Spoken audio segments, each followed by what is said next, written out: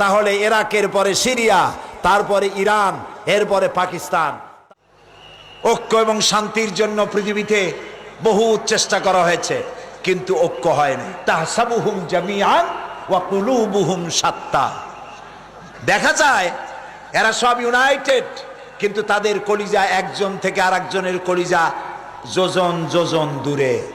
মানুষের শান্তির জন্য মানুষেরা অনেক চেষ্টা করেছে, ন্যাটো করেছে, আসিয়ান করেছে, সার্ক করেছে, এরপরে ইউনাইটেড নেশনস অর্গানাইজেশন করেছে, লিগ অব নেশনস করেছে। পৃথিবীর মানুষের শান্তি আসছে বলেন? আসতে কইলেন কেন? শান্তি আসছে? আসে নাই। পৃথিবীতে যুদ্ধ হলো, প্রথম বিশ্বযুদ্ধ, আর যাতে যুদ্ধ না হয় সেই জন্য লিগ অব নেশনস তৈরি হলো। প্রথম বিশ্বযুদ্ধে বহু লোক মারা গেল, আর যাতে যুদ্ধ না হয় লিগ অব নেশনস তৈরি হলো। এরপরে 1935 সনে যুদ্ধ শুরু হলো, সেকেন্ড গ্রেট ওয়ার চলল। এই যুদ্ধ 1945 সন, একটানা 6 বছরের যুদ্ধে লক্ষ লক্ষ মানুষ মারা গেল, কোটি কোটি বনি আদম ক্ষতিগ্রস্ত হলো, হাজার হাজার বিলিয়ন মিলিয়ন ট্রিলিয়ন টাকার ক্ষতি হলো বিশ্ববাসী। আর যাতে যুদ্ধ না হয় সেজন্য তৈরি হলো ইউএনও, আকওয়ামে মুত্তাহিদা, যেটাকে ইংরেজিতে বলা হয় ইউনাইটেড নেশনস অর্গানাইজেশন। এদের কাজ হলো পৃথিবীতে যুদ্ধ বিগ্রহ না হয়, গরিবদেরকে বাঁচানো, ধনীদের বড় বড় দেশগুলির হাত থেকে ছোট ছোট দেশগুলিকে যাতে রক্ষা করতে পারে আক্রমণ থেকে। মানুষের ইজ্জত হুরমত, তাদের স্বাধীনতা সার্বভৌমত্ব হেফাজতের গ্যারান্টি দেবে জাতিসংঘ।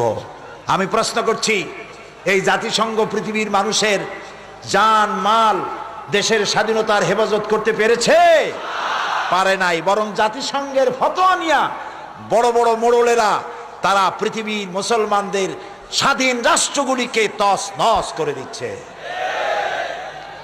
ওরা আমাদেরকে মৌলবাদী আর সন্ত্রাসী বলতেছে, সভ্যতা শিখাতে চায় আমাদেরকে। বেটারা, তোমরা হলে সন্ত্রাসী, তোমরা আমাদেরকে সভ্যতা শিখাও।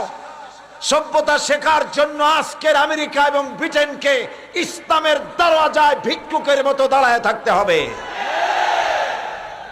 আর যে আমেরিকা আজকে মুসলমানদেরকে শিখাইতে আসছে, এরাকে কি কাজ করেছে তারা?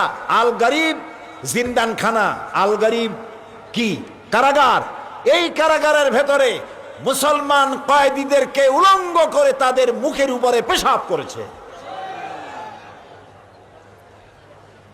মুসলমান কয়েদিদের গলায় কুত্তার বেল্ট পরাইয়া তারপর রাস্তার উপরে টেনেছে। এগুলি কি বানায় বললাম না? ঠিক বলেছি? এগুলি সত্য কিনা? সারা দুনিয়া সাক্ষী, এ কাজ তারা করেছে। মুসলমানদেরকে আজকে চুপ করে বসে থাকতে হবে না, মুসলমানদেরকে ঐক্যবদ্ধ হতে হবে এবং বিশ্ব বিবেককে আবার জাগ্রত হতে হবে। এই পশু শক্তির বিরুদ্ধে ইরাকের উপর থেকে দখলদার সৈন্য তাদেরকে উঠায় দেওয়ার জন্য সারা দুনিয়ার মানুষের চাপ সৃষ্টি করা এখনই প্রয়োজন। এটা যদি না করা হয় তাহলে ইরাকের পরে সিরিয়া, তারপরে ইরান, এরপরে পাকিস্তান, তার দৃষ্টিতে আমেরিকার দৃষ্টিতে পৃথিবীর সব মুসলমানেরা সন্ত্রাসী। আর শ্যারন নাকি শান্তির পায়রা। শ্যারনরে চিনছেন? শ্যারনকে ইসরায়েলের প্রধানমন্ত্রী। শ্যারন নাকি শান্তির পায়রা বলেছে কে?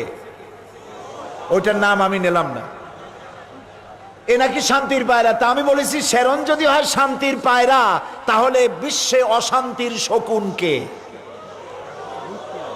প্রতি মুহূর্তে তারা প্যালেস্টাইনের মুসলমানদেরকে বুলডোজার দিয়ে তাদের বাড়িঘর ধ্বংস করে দিচ্ছে, তাদের মানুষগুলিকে মেরে শেষ করে দিচ্ছে, স্বাধীনতার স্বপ্ন মাটির সাথে মিশিয়ে দিচ্ছে।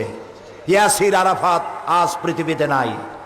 সারা দুনিয়ার শান্তিকামী মানুষের, মুক্তিকামী মানুষের প্রাণের স্পন্দন ছিলেন ইয়াসির আরাফাত। তিনি চলে গেছেন পৃথিবী থেকে। আমরা আশা করব আল্লাহ তাআলা সাহায্য করবেন ফিলিস্তিনিদেরকে, আমরা যেন দেখতে পারি অভিশপ্ত ইহুদিদের হাত থেকে প্যালেস্টাইন আল্লাহ মুক্ত করেছেন। আল্লাহ তৌফিক দিন।